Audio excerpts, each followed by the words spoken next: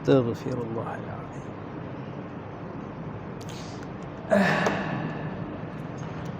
Assalamualaikum warahmatullahi wabarakatuh. Alhamdulillahi rabbil alamin. Allahumma salli ala Sayyidina Muhammad wa ala alihi wa sahbihi ajma'in. Subhanaka la ilma lana illa ma 'allamtana innaka antal alimul hakim. Rabbi shrah li sadri wa yassir li amri wahlul 'uqdatam min lisani yafqahu qawli, amma ba'd.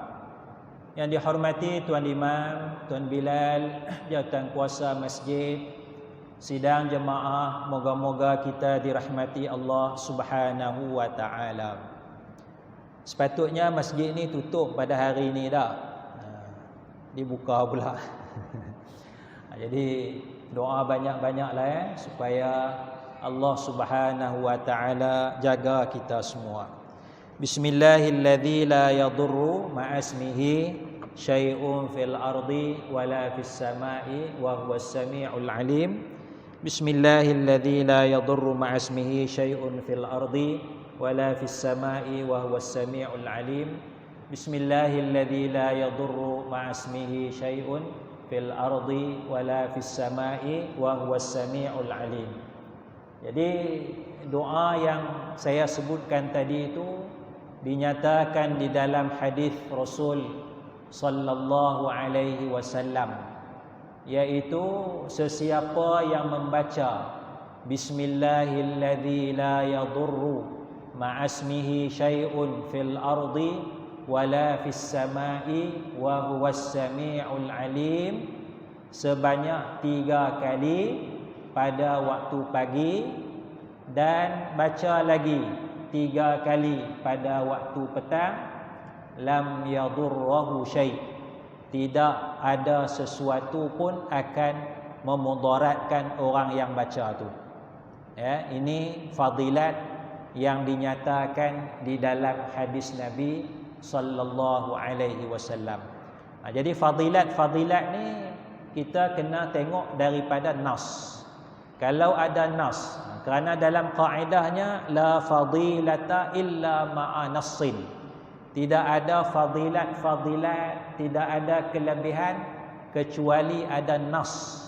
Ini ada nas daripada Quran, ada nas daripada hadis-hadis Rasulullah sallallahu alaihi wasallam. Kalau tak ada nas, tak boleh.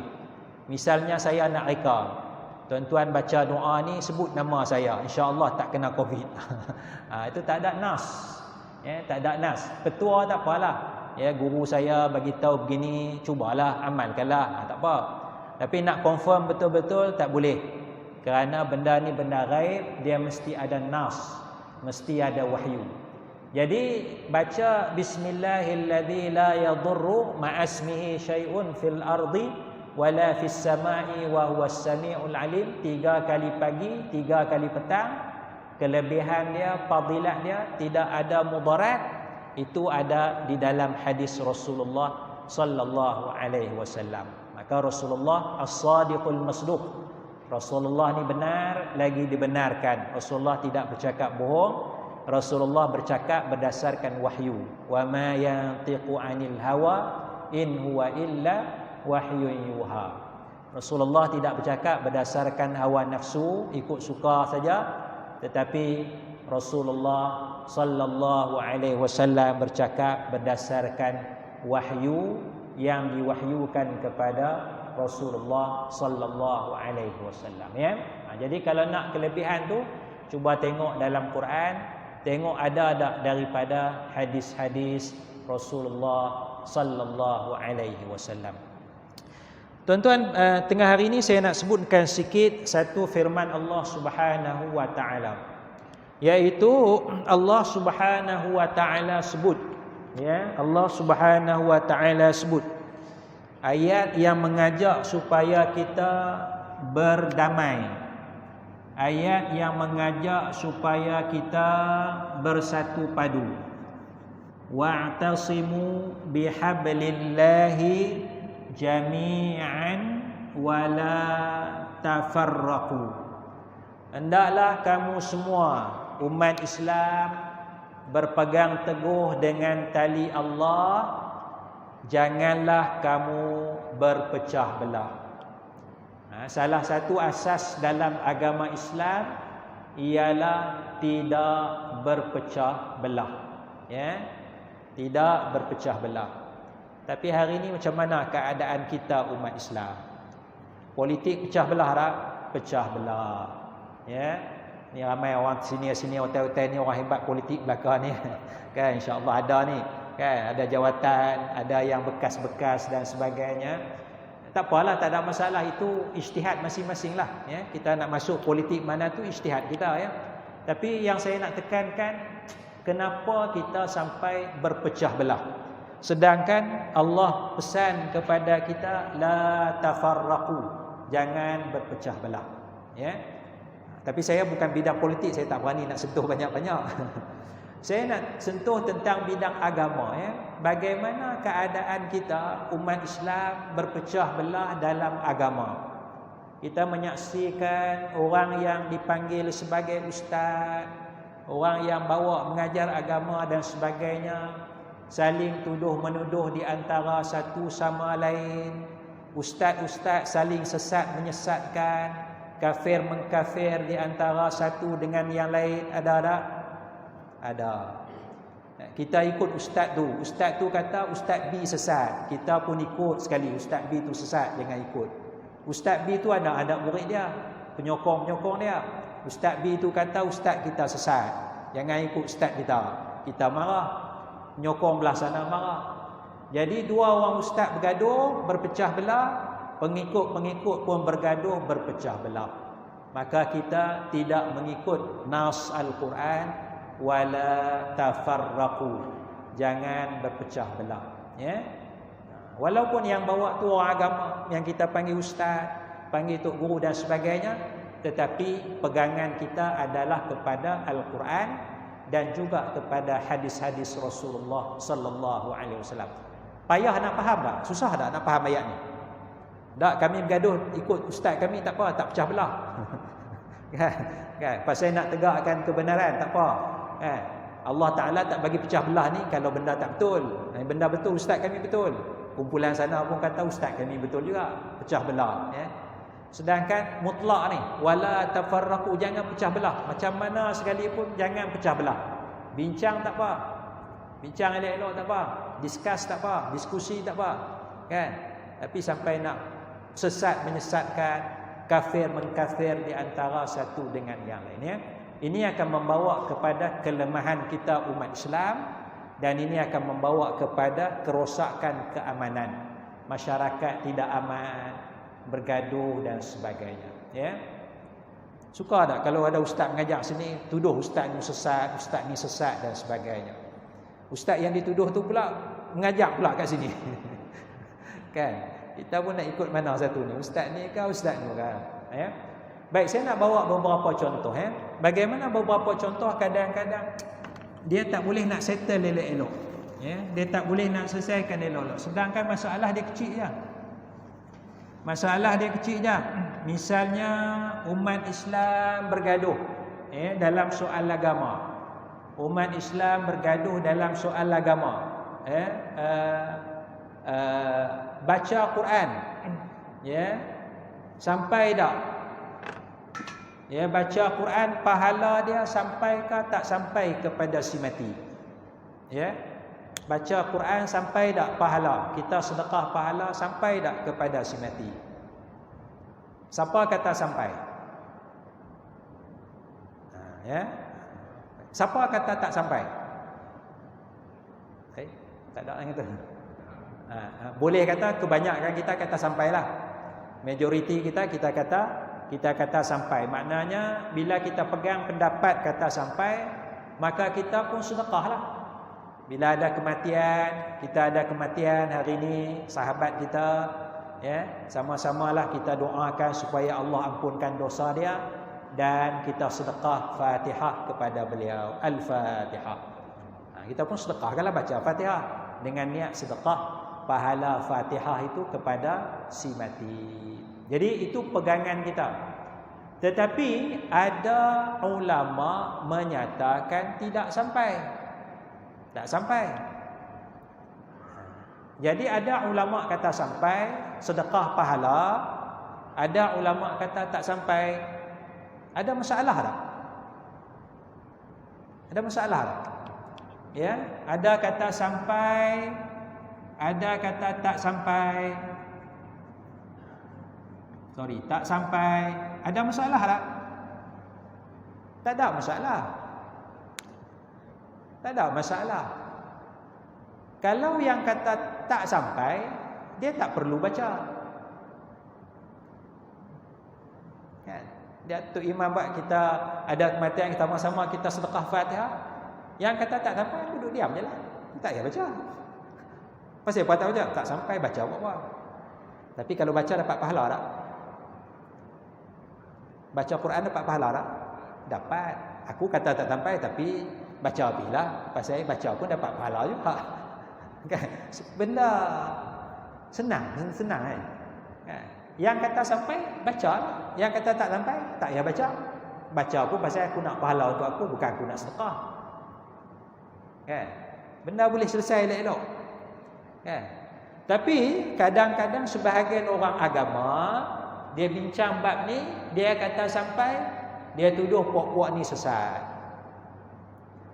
Ustaz ni pula dia kata tak sampai, tak ada dalil kata sampai, dia tuduh puak-puak ni sesat. Jadi saling sesat menyesatkan. Yang ni pun sesat, yang ni pun tak sesat. Yang tak sesat apa?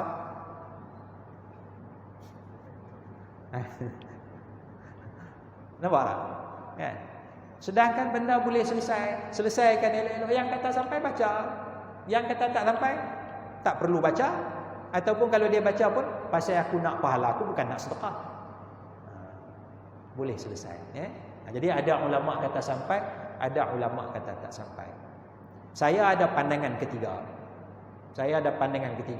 Sampai ke tak sampai, sebenarnya ulama yang kata sampai ni pun dia tak pernah tengok pahala tu sampai. Ulama yang kata tak sampai ni pun dia tak pernah tengok pahala tu tak sampai. Entah-entah sampai. Betul tak? Pernah tak ulama tu mati tu betul dia balik cerita, hampa duk sedekah Fatihah kat rupanya sampai.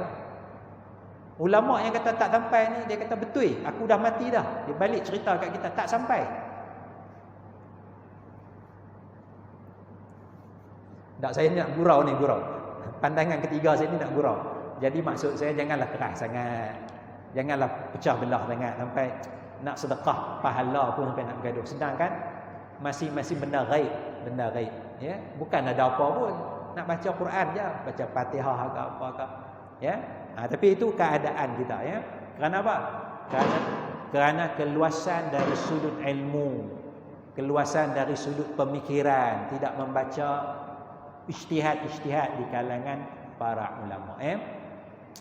Contoh yang lain, contoh yang kedua, misalnya, ya, ini contoh yang ada dalam masyarakat lah, ya. Ibu bapa Nabi, ya, bincang juga ibu bapa Nabi, ahli syurga ke ahli neraka? Ahli syurga ke ahli neraka? Siapa kata ibu bapa Nabi Abdullah dan Aminah ahli syurga? Ahli syurga. Siapa kata ibu bapa Nabi ahli neraka?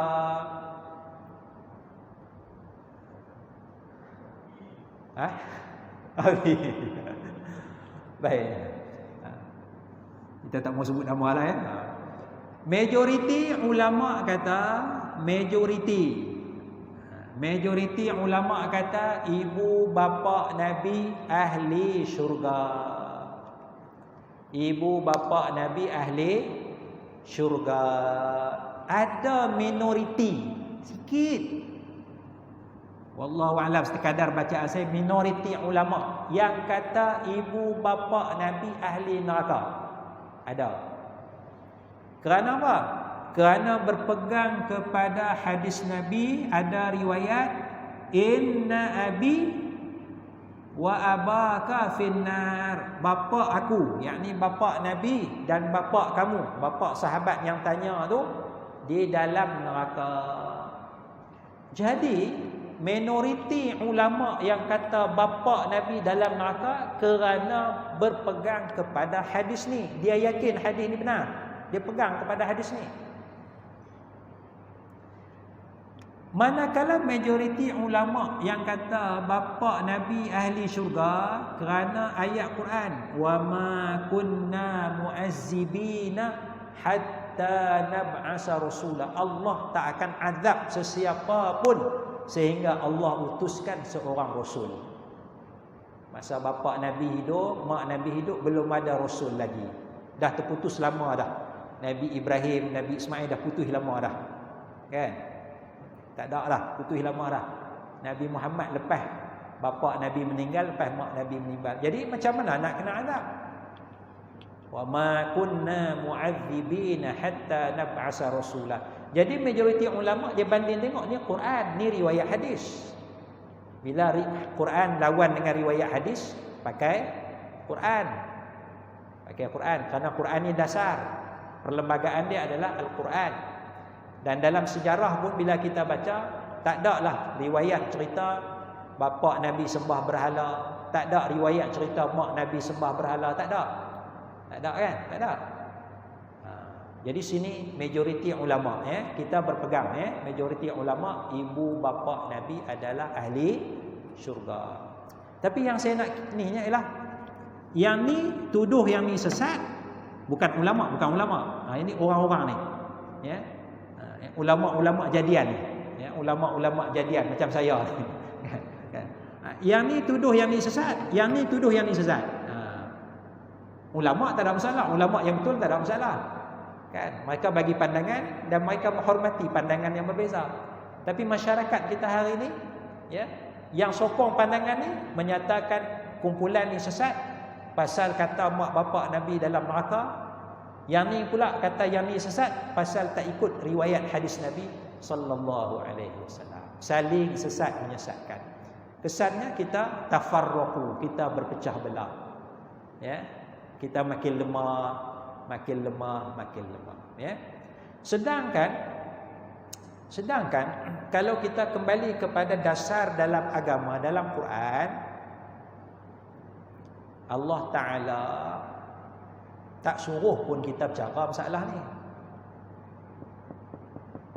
Allah tak suruh kita bercara masalah ni. Ya. Allah suruh apa? Allah suruh kita qu anfusakum, jaga diri kamu, jaga ahli keluarga kamu daripada neraka. Qu anfusakum wa ahlikum nar. Jaga diri sendiri lah. Mak bapak Nabi kita bincang elok. Mak bapak Nabi majoriti ulama kata ahli syurga, ada minoriti ulama kata ahli neraka. Kita wallahu alam lebih selamat bersama majoriti, tapi yang paling penting ni jaga diri sendiri. Jaga dia. Kita semayang pun tidak minum marak, duk bincang. Ni bincang bab ni. Aku rasa mak bapak Nabi ahli syurga. Kawan kita kata aku mak bapak aku ahli neraka sambil duk minum marak. Quran suruh kita jaga diri sendiri, kan? Nampak tak?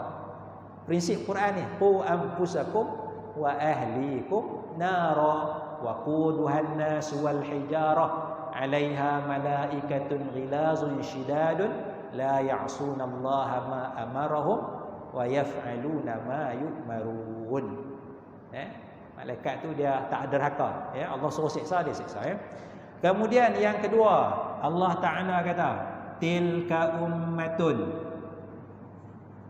qad khalat laha ma kasabat walakum ma kasabtum wala tusaluna amma kanu ya'malun.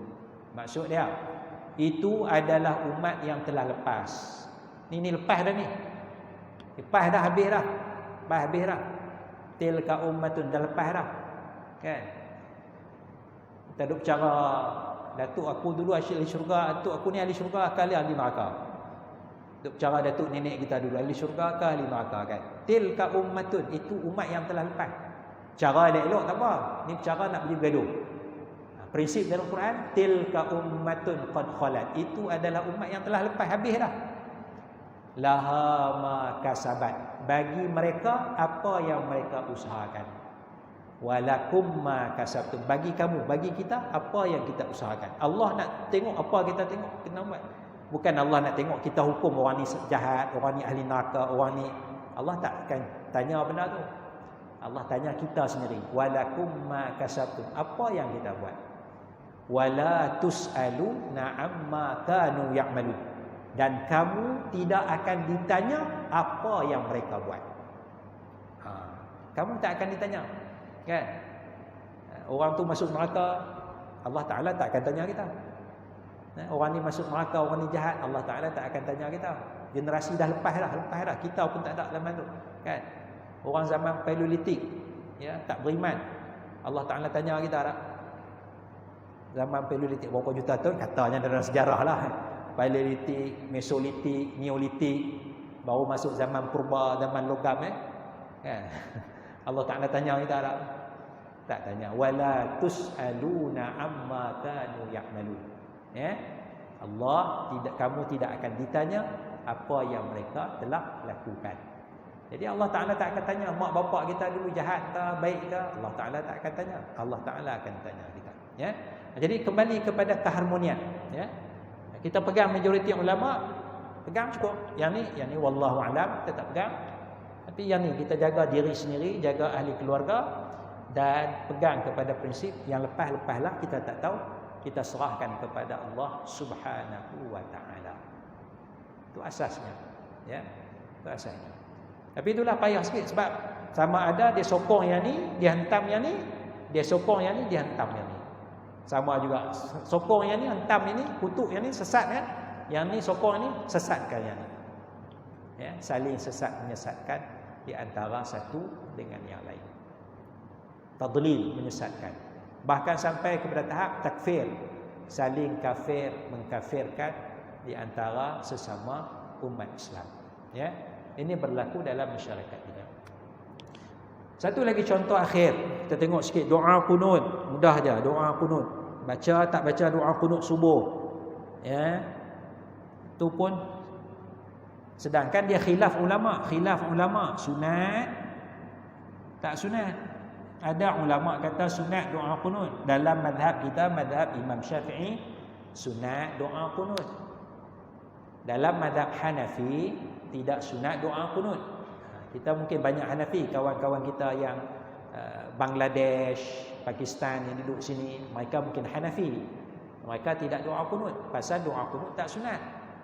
Jadi kalau kita pergi masjid Pakistan, masjid India dalam negara kita ni, subuh mereka tak baca doa qunut pasal ikut mazhab Hanafi. Salah ke? Tak salah. Kita kalau semayang subuh tak baca doa qunut, sah tak? Sah. Kita jelas. Tapi sebahagian ahli agama dia bincang ni sampai nak menuduh orang tak baca doa qunut ni, tak baca doa qunut seolah-olah tak betul semayang dia. Ya. Yang tak baca doa qunut pula bincang seolah-olah kita yang baca doa qunut ni sesat sebab melakukan bid'ah. Dia bincang sampai tahap macam tu. Dan masjid tu masjid ahli bid'ah. Pasal apa? Pasal baca doa qunut. Rasulullah tak baca doa qunut katanya. Siapa buat benda Rasulullah tak buat, Rasulullah tak baca doa qunut, kita baca doa qunut, maka kita bid'ah, melakukan bid'ah, kita sesat. Jadi macam tu. Sedangkan ulama bincang sunat dengan tak sunat kan? Sunat dengan tak sunat. Bukan sampai tahap bid'ah sesat kan? Sunat tak sunat. Kan? Jadi nak buat tak membuat sudah. Kan? Jadi bergaduh sama kita. Pecah belah. Dan kan sama-sama nak semayang. Sama-sama nak semayang. Kan? Lepas tu ada pula pesan, kalau pergi buat umrah, buat haji, jangan semayang Masjidil Haram. Pasal apa ustaz? Pasal itu imam sana tak baca doa qunut. Semayang kat hotel sudahlah. Kan? Tak usah semayang Masjidil Haram. Jadi subuh tak payah pergi dah. Tak dapat dah 1,000 tu. 1,000 kan? Mayang Masjidil Haram. Surau kat hotel, mayang bilik lah.